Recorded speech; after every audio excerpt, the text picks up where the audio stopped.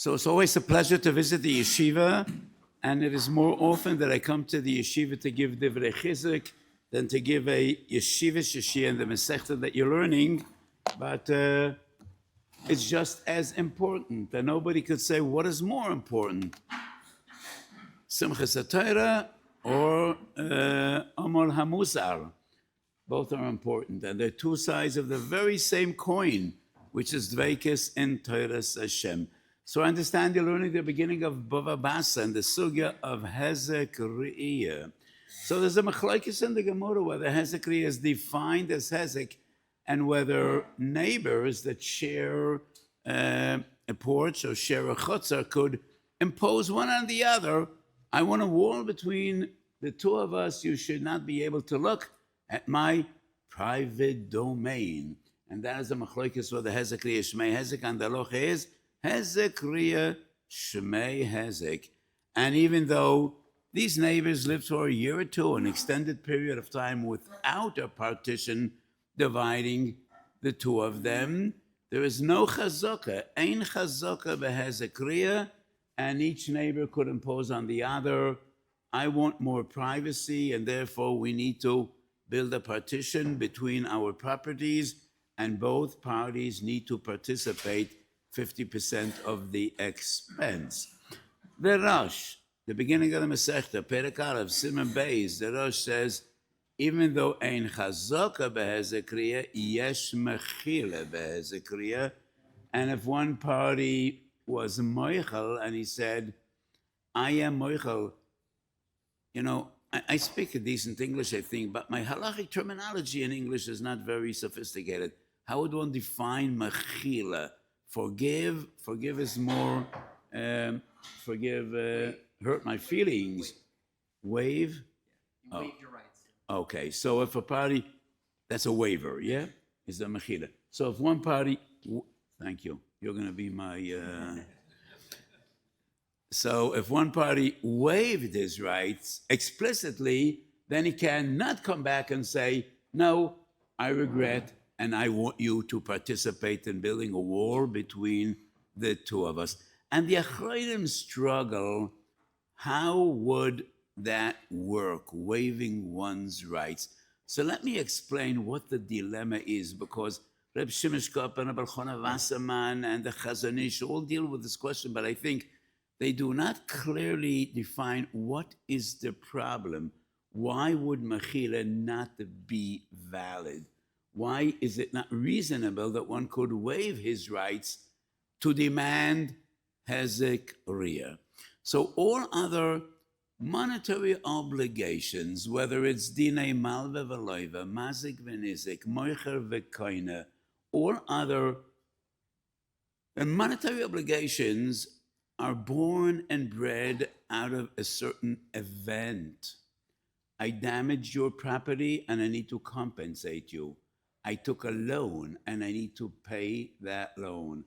I bought an object and I need to pay for it. So all other monetary obligations are born from a certain event, from a certain act, and therefore that act is in the past. And I say, I want to forego the past. Let's forget about the past. I waive my rights, and that is why it is valid. But Hezk Riyah is not born out of a certain event or a certain act or deed. It is an ongoing chiyuv. So why can't a person say, yes, I waived my rights yesterday, but today I have different feelings, and I thought I wouldn't mind, and now I do mind. I did not mind yesterday, but I do mind today. So the claim to build a wall between the two of us and my right to privacy is not born out of an event or an act or a deed in the past. It is, to lose Lashon Kodesh, chiyuv ratzif, chiyuv shemitchadesh bekol rega v'rega. So why would it be different than a person that told another, krak susi v'ti potar, if you tear my suit, I have no claim. I let you tear my suit. And if he tears the suit right away, doesn't need to pay. You gave me permission. But I could say, tear my suit and I don't mind. And 5 minutes later, I say, I do mind. And if you're going to touch my suit, I'm going to kill you. So the fact that he waived his rights 5 minutes ago is not obligating 5 minutes later. I said I don't mind, and now I do mind. So why is Hezk different than a person that says, Krak susi v'tipoter, you could tear my suit and you don't need to pay, and at any stage you could regret. And he say, no, if you hurt my suit, you will pay. So how does Mechila, why is it valid by Hezk? And there are two fundamental approaches how to explain the concept of Mechila by Hezk. If I'm using too much Lashon Kodesh, let me know. But I think I hope I make myself clear. The Chazon Ish and Reb Shemesh Kopp have two clearly different approaches, and the Chazon Ish says yes, the Mechila is on Hezk.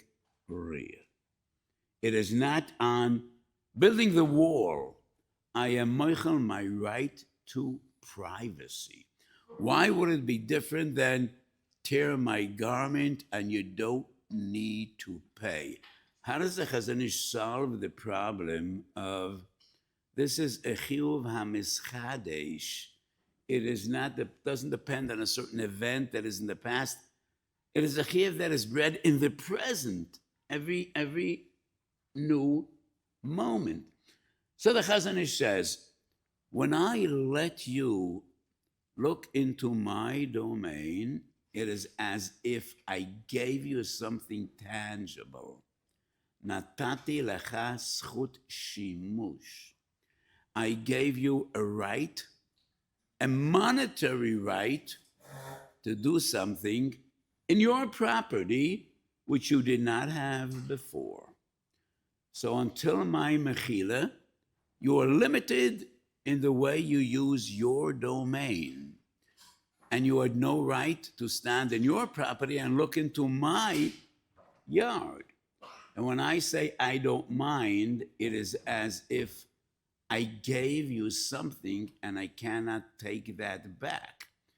If I gave you a gift, I cannot ask, give it back to me. If I sold you something, I cannot say, I want it back.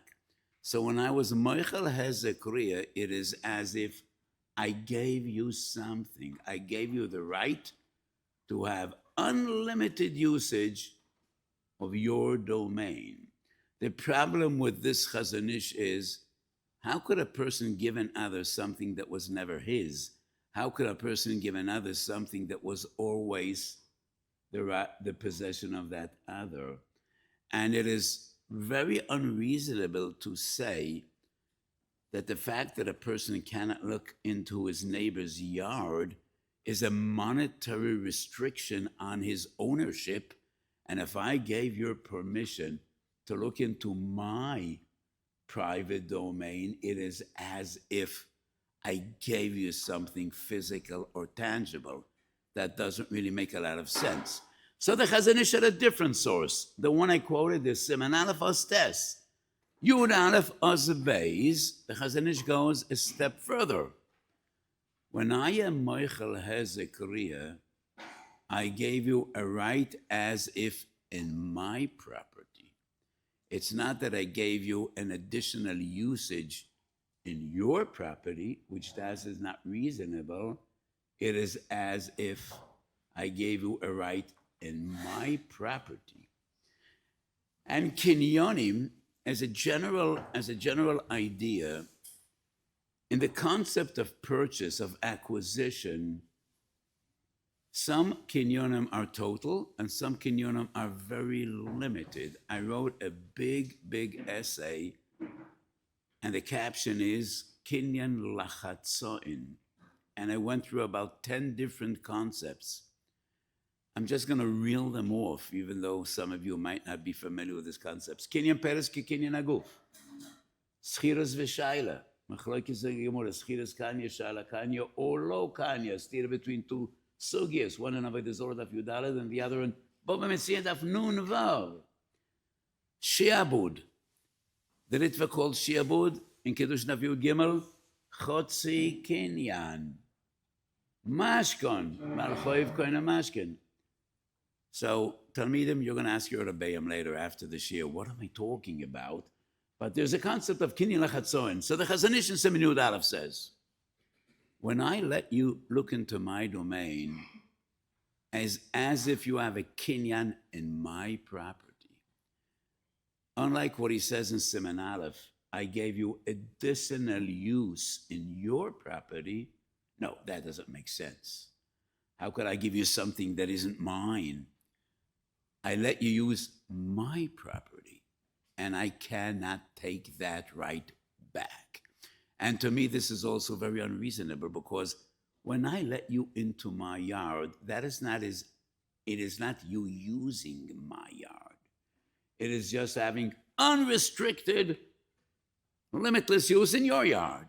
You have no monetary right. I didn't give you any monetary source, a monetary right in my yard. The fact that you could look into my private domain is not considered as if you have any level of balus, of acquisition, of ownership in my domain.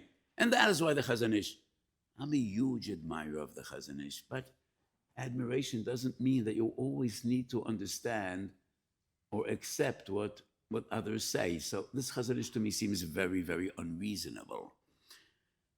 So the question comes back again. Why would this mechila be binding? And why cannot I say, yesterday I wasn't mak, but I didn't care, and I let you look into my domain, but I feel differently today, and I no longer want you to look into my private domain. Reb Shimon Shkop in his Shuram Bava Basa has a different approach, and he says the mechila is not on Hezk Riyah. The mechila is actually on my right to ask you to build a wall.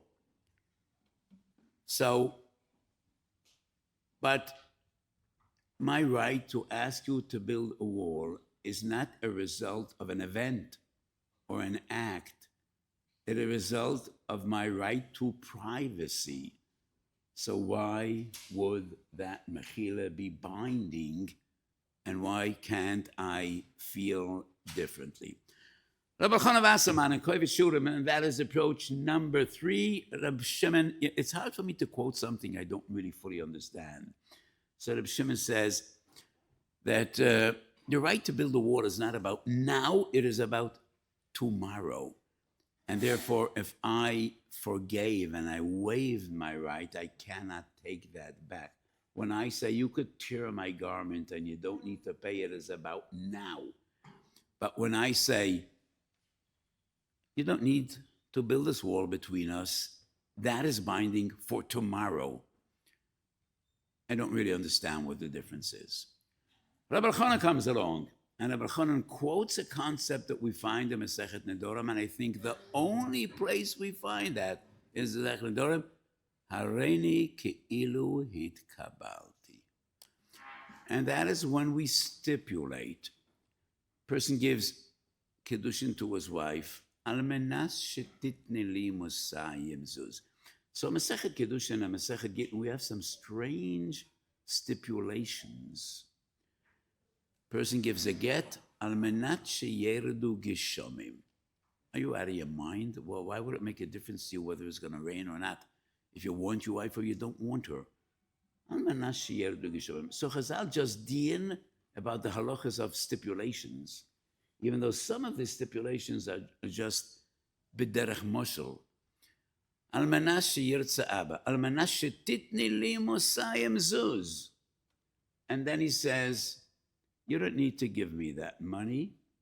Hareini keilu hitkabalti. From my point of view, it is as if you gave me that money, and it would be considered as if the stipulation came to be.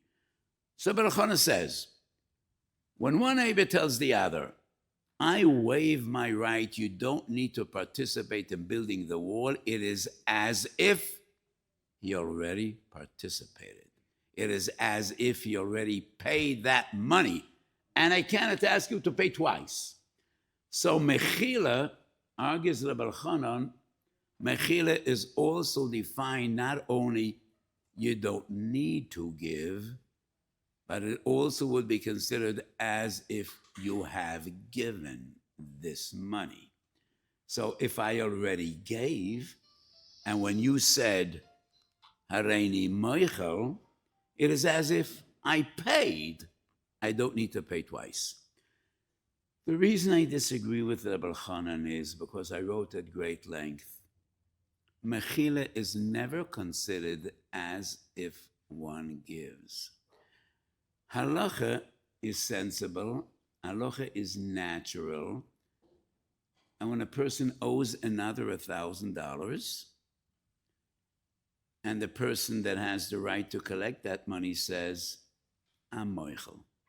I forgive. We're good friends. I know you're having difficulty in parnasa. Forget it.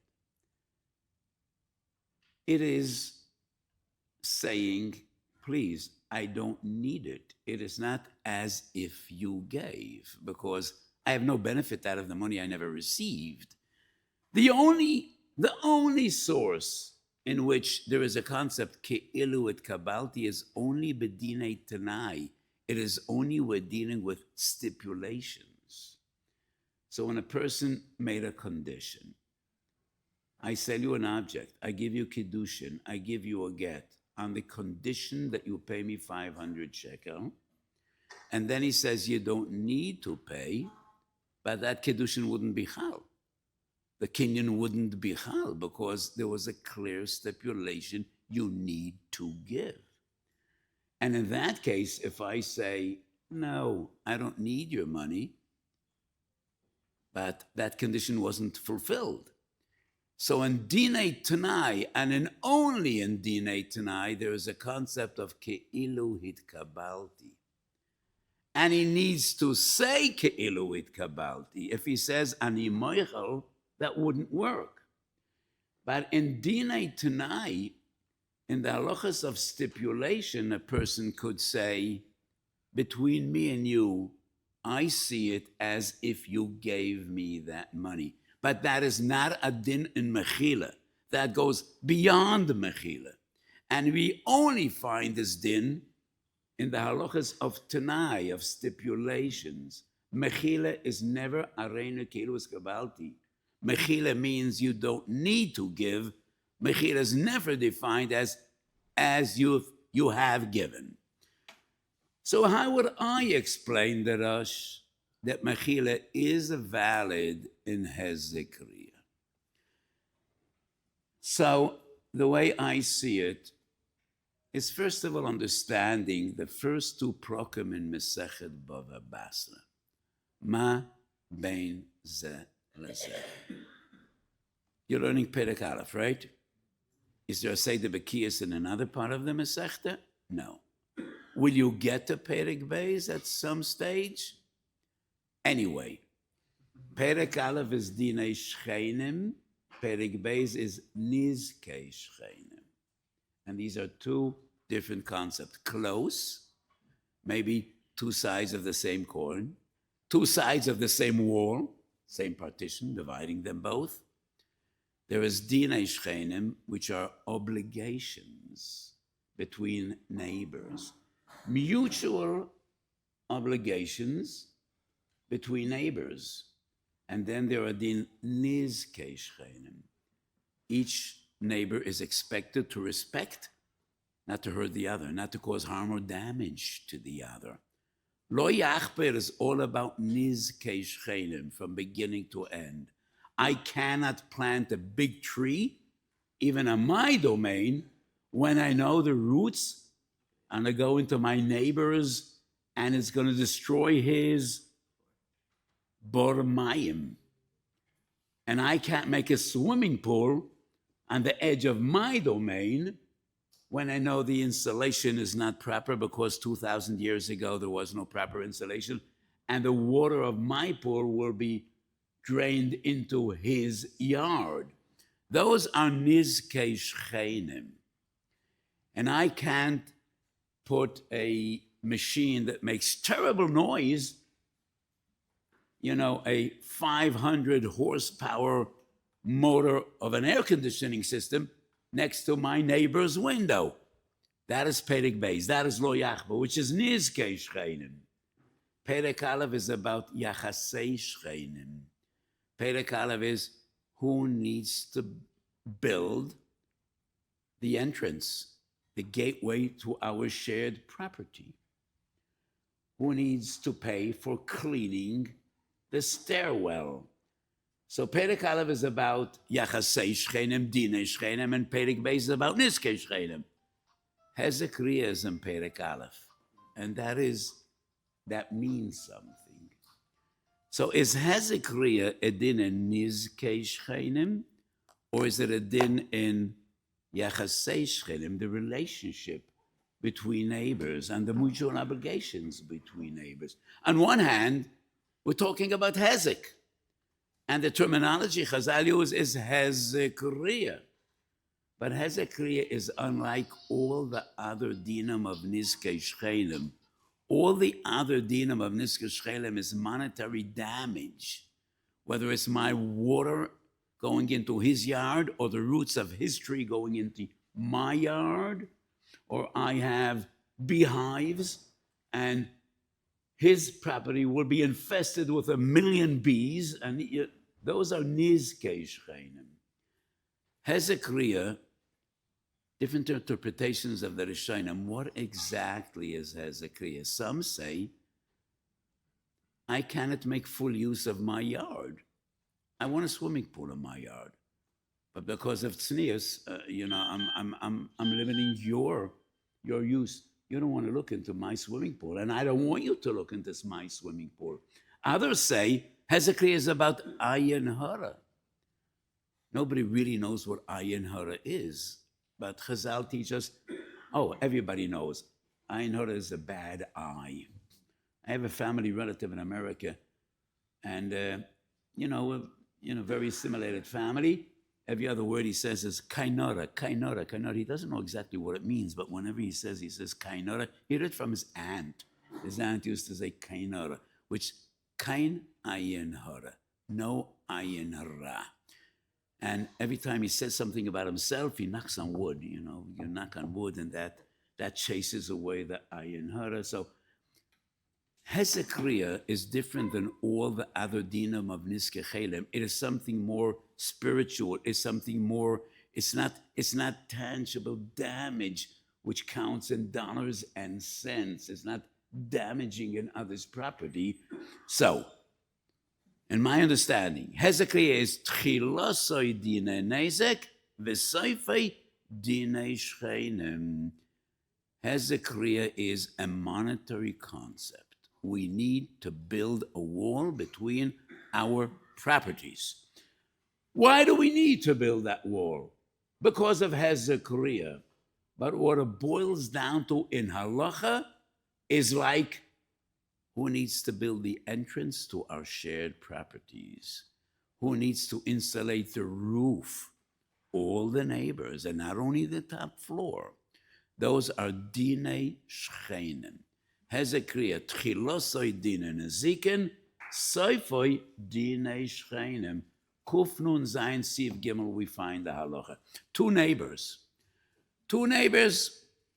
and they have a shared yard. And one of the two neighbors says, we need to build a partition. I don't want you and your family looking into my private domain. And they both say, yes, we need to build a wall. One neighbor is wealthy and the other is poor. And we have no way to impose on the poor neighbor to build. So the rich neighbor is entitled to say, then I'm not going to build either. If it would be dinei nazikin, why is one dependent on the other? Why can't the poor neighbor say, you're looking into my yard, you're hurting me. I want you to build a wall on your side. I don't have money. I can't. So why is one dependent on the other? If it would be dinei nazikin, I have a tree damaging your yard. You have a pool damaging my yard. The one that has the pool is poor. The one that has the tree is wealthy. We would impose on the one to tree, cut down your tree, regardless of, You want him to take out his pool, pay for it. He doesn't have money. You're not allowed to damage him because he is damaging you. What does one have to do with the other? But by Hezk we say it does have to do with the other. And if he doesn't have money to pay 50%, I am not obliged to pay the other 50%. Because this is Dinei Shchenim. And Dinei Shchenim are fair. Dinei Shchenim are two-sided. If it would be Dinei Nezikin, one would not be dependent on the other. And this proves that building a partition between the 2 yards is not Nizkei Shchenim. It is Dinei Shchenim. It is monetary relationship between neighbors. And that is why, yes, it is as if I owe you money. And that loan is from the first moment when we bought these houses. We are neighbors. And it all goes back to the purchase. Like all the other Dinei Shchenim, not Nizkei Shchenim. Hezk Tchilasa b'Dinei Nezikin, v'Soifoi b'Dinei Shchenim. So building a wall between these two properties is a monetary obligation, just like all the other monetary obligations between two neighbors. So that is the din of Oni v'Oshio. One of the two neighbors says, I don't have money to pay for a proper wall. I will put up a wall b'Hutza v'Dafna. What is Hutza v'Dafna? What troubles you is Hezk, right? So I'm going to put up a brezent, those green pieces of cloth or something, just to prevent you shouldn't be able to look into my property. I'm going to hang up something, a curtain. I don't have money to pay for a wall, so I am willing. I demand nothing from you, and that's going to be on my property. I'm going to put up a very cheap partition, the most inexpensive one, in my property, which will prevent me and my family from looking to your yard. The Rosh brings a big machlokes in Siman Hay. Why not? If one of the two neighbors says, instead of us building a wall on our shared margin, 50% on your property, 50% on my property, that's the halacha, I am willing, I'm not going to take 1 millimeter off your property, but I'm going to put up a very cheap partition, and my property, it won't cost you a cent, and you will have no Hezk. Some Rishonim say he's entitled to do so. But the Rosh and the Ramah say, no. The neighbor could say, but that flimsy wall that you're going to put up, first wind of winter is going to fall down. And I don't want to be in the situation we need to fight around, and I'm going to call you to Beis every other day, rebuild that wall. But then the other opinion is, the Rosh writes, Yes, shoiftim ba'aretz. What's your problem? First of all, I'm a decent person, and I promise it's going to fall down. I'm going to put it up again. What's your problem? And if not, call me to Beis Din. Yes, shoiftim ba'aretz. The Ramah says, no, I want a proper wall because I want to hang up my suit on that wall. I want to hang up my tools on that wall. So if you're going to build a flimsy wall on your property, I will have no right to use that wall. It's going to be yours.